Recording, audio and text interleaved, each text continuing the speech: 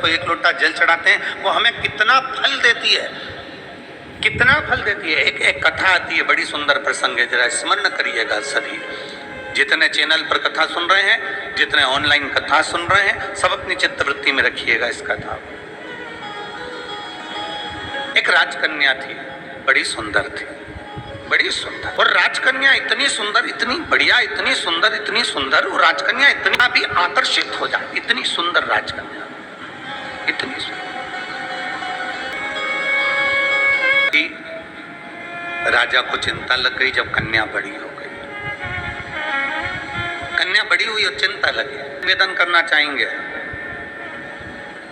बेटों की शादी की चिंता करो, बेटियों की शादी की मत करो। इतनी मेहनत कर लेती है, इतनी लगनता से काम कर लेती है कि बेटी के लिए तो ढेरों संबंध आना चालू हो जाते हैं। उसकी लगनता, उसकी मेहनत उसको आगे बढ़ा देती है। बेटों की चिंता इसलिए करना जरूरी होती है कि पिता अपने बेटे को काम पर लगा देता है, जा दुकान देख ले, जा व्यापार देख ले, जा ये कर ले, जा वो। मेहनत है, ऐसा नहीं कि मेहनत नहीं करता।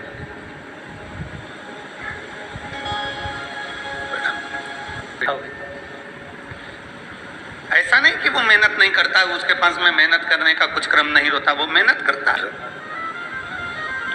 चिंता हमें बेटी की नहीं रहे।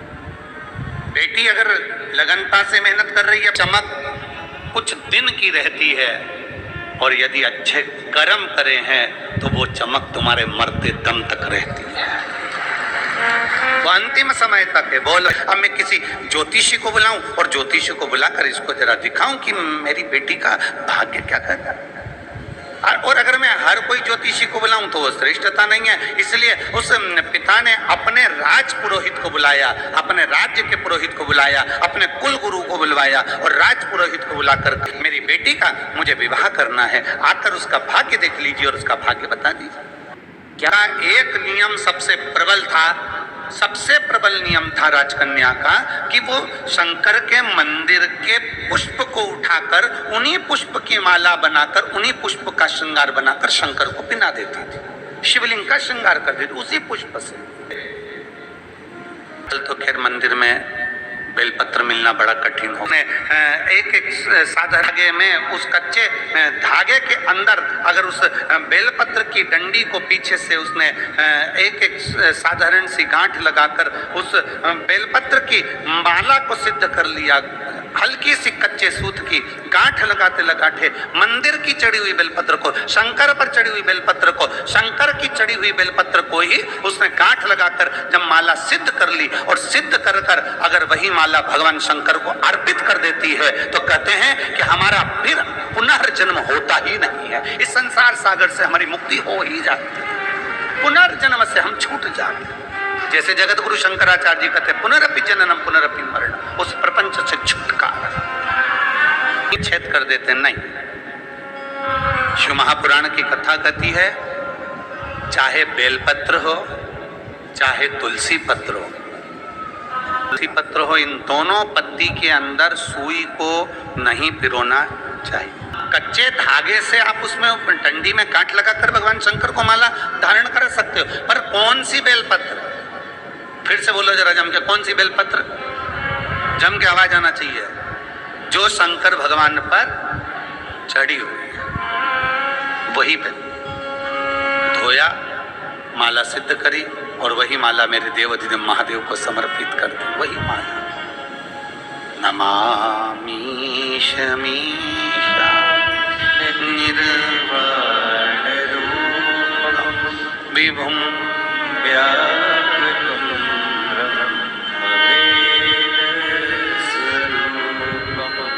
नमामि शमीशा निर्वाण रूपं विभुं व्यापकं ब्रह्मवेद स्वरूपं नमः शिवाय ओम नमः शिवाय। को दे दिया तो हम पूछे अच्छा भगवान ने लिया क्या है? दूध, वो भी गाय के बछड़े का झूठा है। दूध निकालने वाला एक एक वाला एक एक किसान जानता है, पहले बछड़े को छोड़ा जाता है, दूध जब नीचे आता है तब वो निकालता है। बछड़ा अपना भौरे ने झूठा करा है। झूठा जल स्वीकार कर सकता है, झूठा फूल स्वीकार कर सकता है, झूठा दूध स्वीकार कर सकता है, तो अपन कौन से सत्यवान है? अपन भी तो झूठे हैं। तो जब वो झूठा पुष्प, झूठा दूध, झूठा जल स्वीकार कर सकता है, तो मेरा शंकर अपन जैसे झूठे को भी स्वीकार कर सकता है। आनंद है। लेके परमात्मा के पास जाना ही नहीं है। निर्मल होकर जाइए, एकदम सहज होकर जाइए। आप ऑफिसर अपनी जगह पर, आप मिनिस्टर अपनी जगह पर, आपका पद, शंकर के सामने सब शून्य। का श्रृंगार कर दिया, वही पुष्प से शिव का श्रृंगार कर दिया। राजकन्या धीरे धीरे धीरे धीरे बड़ी होती चली गई। कन्या बड़ी हो गई, कन्या बड़ी हो गई, मंदिर में जाती, श्रृंगार करती, भगवान का सेवा करती। पिता को चिंता लग गई कि मैं अपनी कन्या का विवाह किससे करूं। राजा जनक जैसी चतुरता लाकर रखना अपनी बुद्धि में।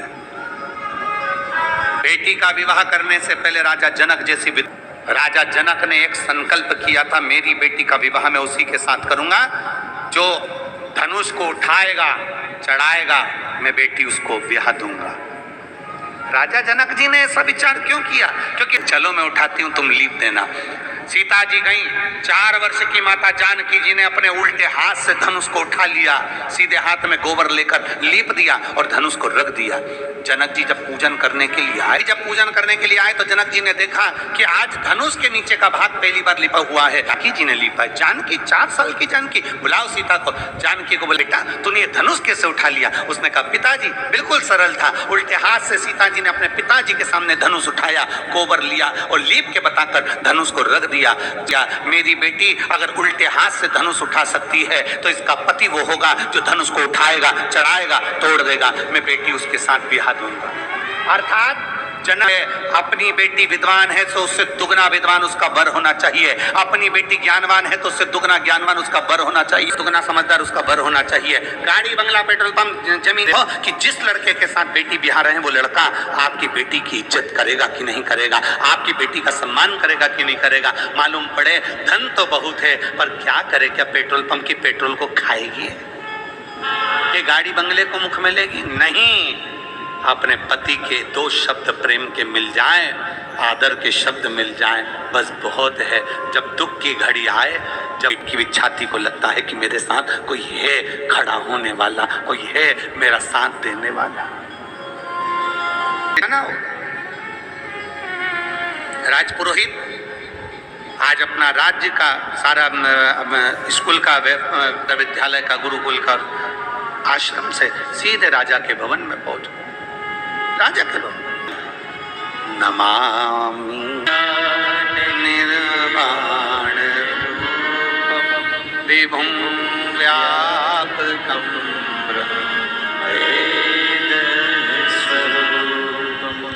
नमः शिवाय, ओम नमः शिवाय। के शिवलिंग में 3 जगह ऐसी है जहां पर पुष्प या इत्र या बेलपत्र या सुगंधित पदार्थ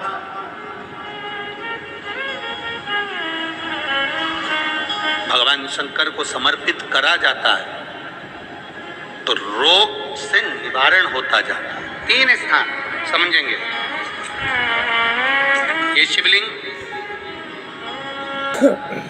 अशोक सुंदरी का स्थान मध्य में, इधर गणेश का स्थान, इधर षडानंद कार्तिकेय का स्थान।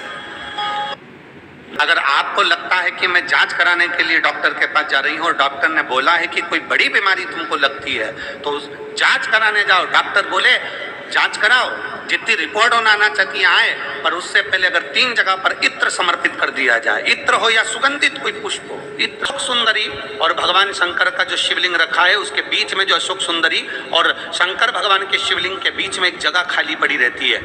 अशोक सुंदरी का स्थान पूर्ण होगा, शिवलिंग होगा, उसके बीच में एक स्थान खाली होता है। उस स्थान पर अगर जिस समय पर भगवान शंकर के जिस अशोक सुंदरी और शिवलिंग के बीच में जो स्थान है वहां पर अगर इत्र लगाया जाए, दूसरे नंबर पर शिवलिंग के ऊपर से लेकर नीचे के मध्य भाग में, जहां मध्य भाग है ये शिवलिंग, ये नीचे का भाग, और मध्य भाग में अगर इत्र लगाया जाए, और तीसरा भगवान शंकर का जो जल नीचे की ओर गिरता है, जहां जो पट्टी रहती है पानी नीचे आने की, उस पट्टी पर अगर इत्र लगाया जाए, ये 3 स्थान इत्र लगाने के होते हैं। अगर वहां लगाया जाए तो कैसा भी रोग हो आपकी जांच अच्छी ही आएगी, बेकार नहीं आ सकती। आप कितने अभिषेक करने बैठते हैं या पूजन करने बैठते हैं या शंकर जी के मंदिर जाते होंगे? कौन कौन जाता है शिवालय? सभी लोग जाते हैं। महादेव शिवालय जाते हो, लगाते हो भगवान पर, यहाँ इत्र लगाया आपने, फिर यहाँ पर भी लगा देते हो, यहाँ पर भी लगा देते हो, यहाँ पर भी लगा देते हो, सब दूर इत्र लगा देते हो। जो समझदार होता है ना वो सभी दूर इत्र लगा देता है। और कई कई ऐसे रहते हैं जरा सा इत्र लिया और रुई में लेके एक जगह पर रख दिया, फूल में लेके एक जगह पर रख दिया, और पूर्ण जगह पर इत्र लगा दिया। बाबा के पूर्ण नहीं मालूम कि 3 जगह कौन सी है, तो आप पूर्ण स्वरूप पे इत्र लगा दीजिए, पूर्ण स्वरूप पर। वेद मंत्र में त्र्यंबकेश्वर का बाबा का मंत्र है, जिनकी बुद्धि विकास नहीं कर पाती है। डॉक्टर कहते हैं ये बच्चा अन्य बच्चे से 2 साल 4 साल 3। शंकर भगवान के शिवलिंग अशोक सुंदरी की जगह और मध्य का जो खाली स्थान है, मध्य का जो स्थान बचा हुआ है, वो स्थान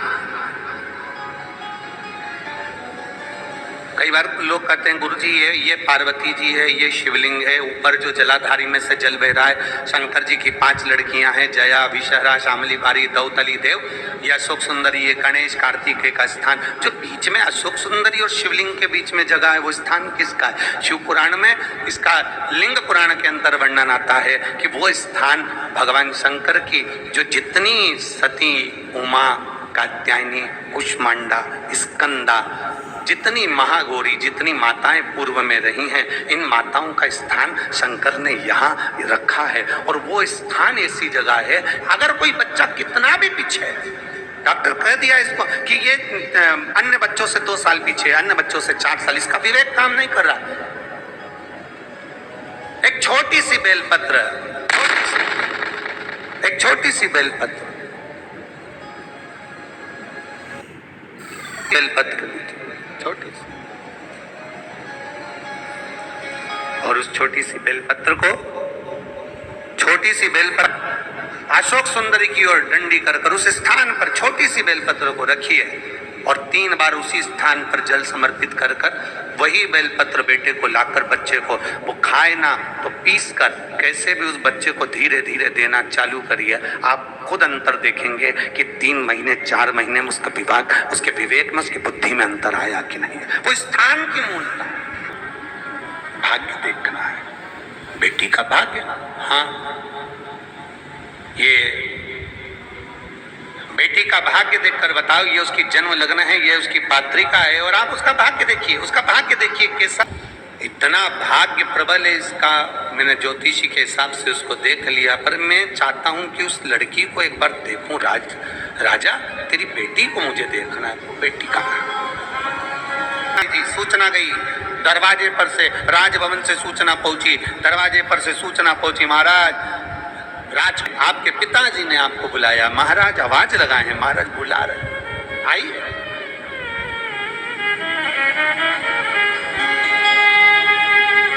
बेटी ने आवाज लगाकर कहा, पिताजी से कह दो जब तक माला सिद्ध नहीं हो जाती तब तक मैं नहीं आता। महादेव का श्रृंगार कर रही है, माला सिद्ध कर रही है। फिर निवेदन मेरी जीजियों से, नियम को प्रबल कर लो, पक्का करो एक नियम। जब तुम्हारा नियम पक्का हो जाएगा तो अपने आप सब कार्य हो जाएगा। क्या नियम हमारे कार्य को प्रबल बना सकता? क्यों नहीं बना सकता। एक व्यक्ति ने सुन लिया, आभूषणों से सुसज्जित कर दिया राजा ने, राजा रो रहा है, आज मेरी बेटी का भाग्य कैसा है जरा देखो। सुसज्जित कर कर पेटी में बिठाया, भेज दिया, पानी में छुड़वा दिया। इतने में पुरोहित भागा। राज पुरोहित अपने आश्रम में गया, वहां जाकर बच्चों से कहा, आज तुम्हारी छुट्टी है, जाओ नदी में एक पेटी बहकर आएगी, उस पेटी को पकड़ कर लाना, मेरे कक्ष में लाकर रख देना, बाहर से कुंडी लगा देना, कोई कितना भी चिल्लाए, मैं भी बोलूं तो दरवाजा मत खोलना।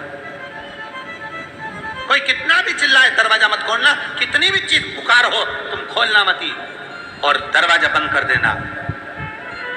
बच्चे दौड़कर नदी पर चले गए, पेटी बहती हुई आ रही थी।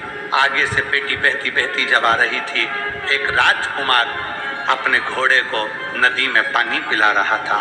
उसने उस पेटी को देखा, पेटी देखी तो अपने दूतों से कहा पेटी सुंदर है, उठा कर लाओ।